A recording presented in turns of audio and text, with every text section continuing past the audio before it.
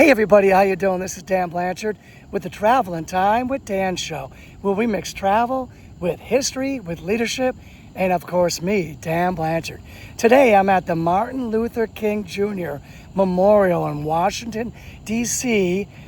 This is in basically the Tidal Basin here. When they get a lot of rain, the flood and the waters kind of come through here.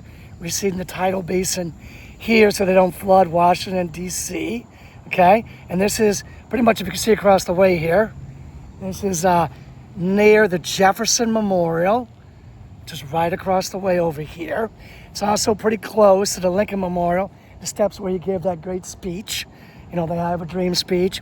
It's pretty close to the Washington Monument, which is right over here, okay? So this is a really cool place. Now, sadly, this took about 20 years. Nothing ever gets built simple and quick, right? But it's about 20 years of logistical hurdles, artistic debates, intense international controversies, right, for this to get built.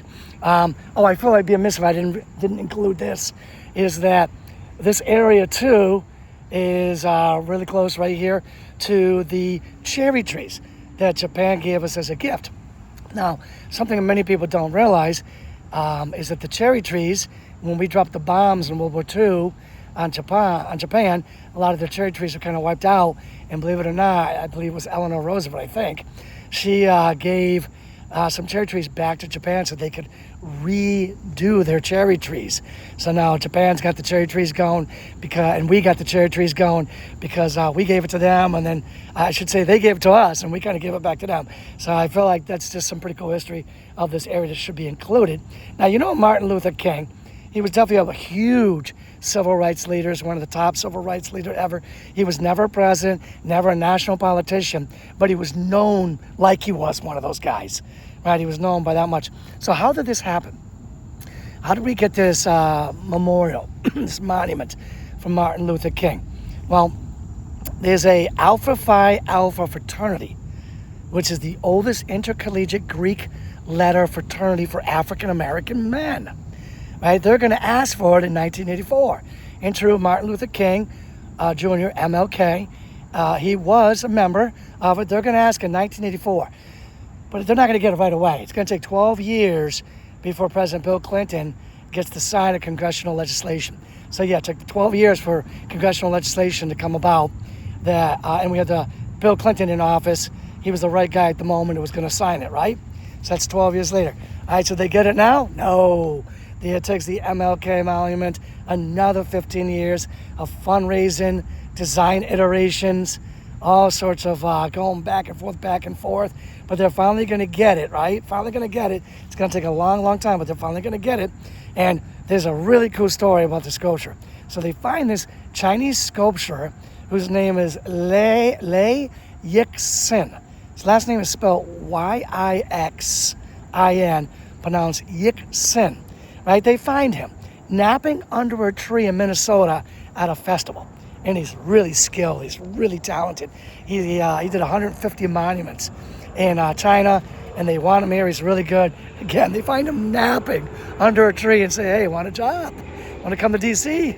So freaking cool, right? So they bring him to here, but he becomes pretty much one of the most contentious things about this thing. All right, there's an organization called King is Ours organization.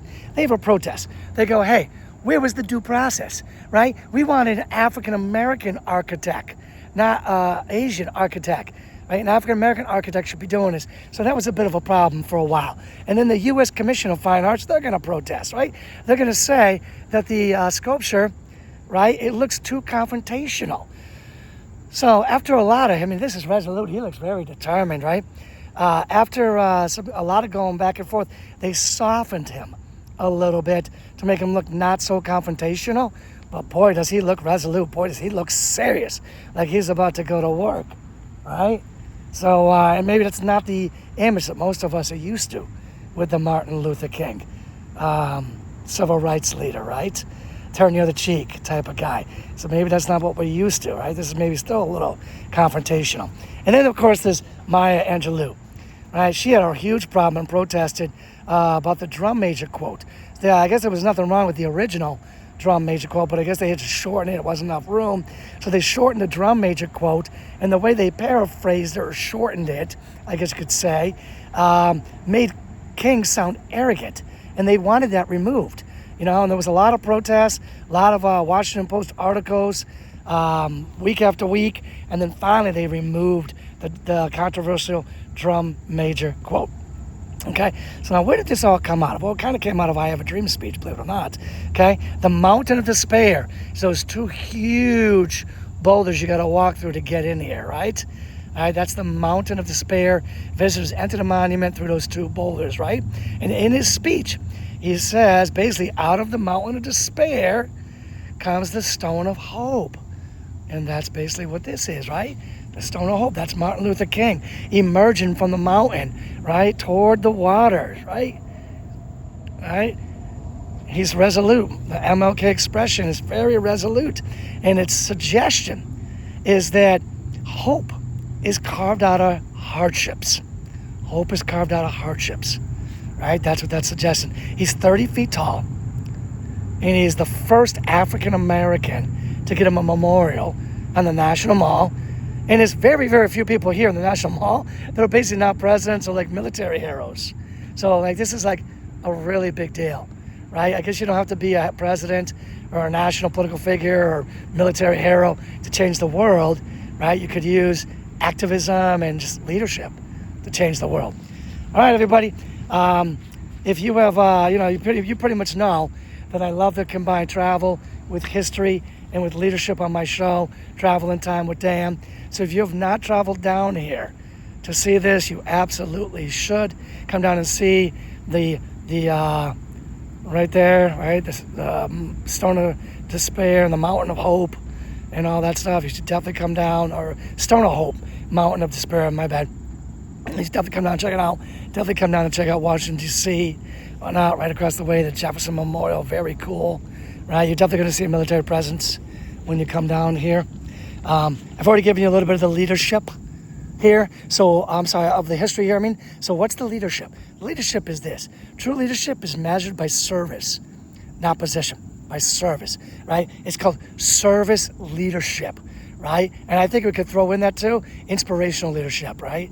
Inspirational leadership, service leadership. That's what Martin Luther King was all about. And you'd be good to follow his lead, right? No doubt. All right, everybody, thank you for spending time with me today on the Travel in Time with Dan show, where we mix travel with history, with leadership, and of course me, Dan Blanchard. I'll be back real soon with another great episode somewhere else.